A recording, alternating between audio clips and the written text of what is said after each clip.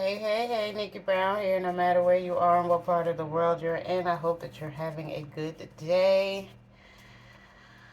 I am getting some rest, but I had an Amazon Fresh delivery, so I decided to share. And this is what I went to bed in, so this is what you're going to get.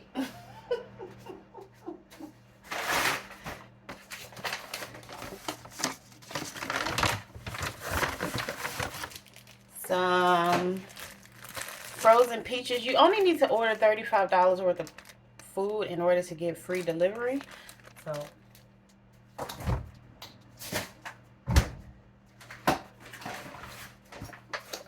this was actually a small order, but I like to share. So I had to get this again. This is like my third time having this. It's good. I like to mix it with my fruit, like those peaches. And I also got some non-dairy Cool Whip because I'm going to make me some hot chocolate, which I'll show you.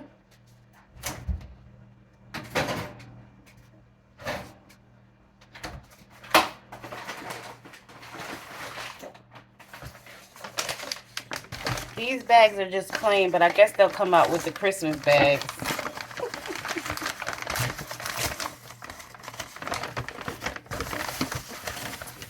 I got some grape tomatoes, organic.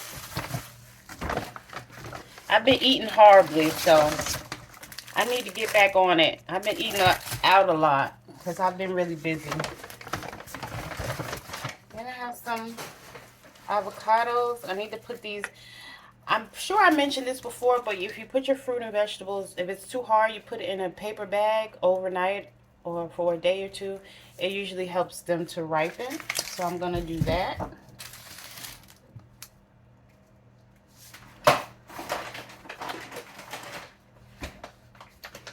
And this is the last bag. Like I said, this is a small haul, so you only need $35 to get the free delivery, or an order of $35 worth of stuff to get free delivery.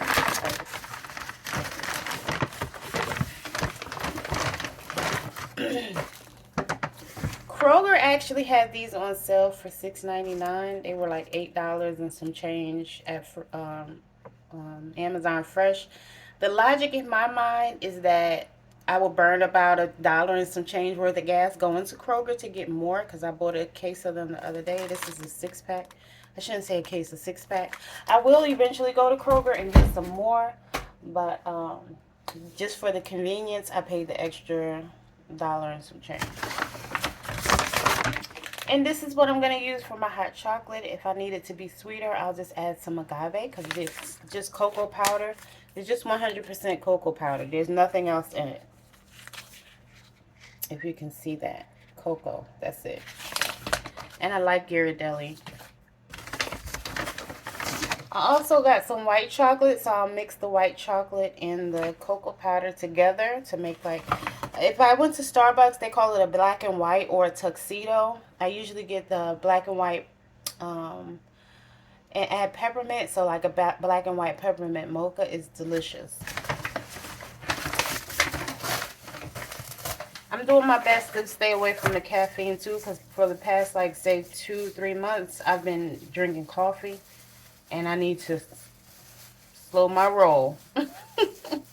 Probably since like August or September. Yeah, so in an effort to do that, I also got some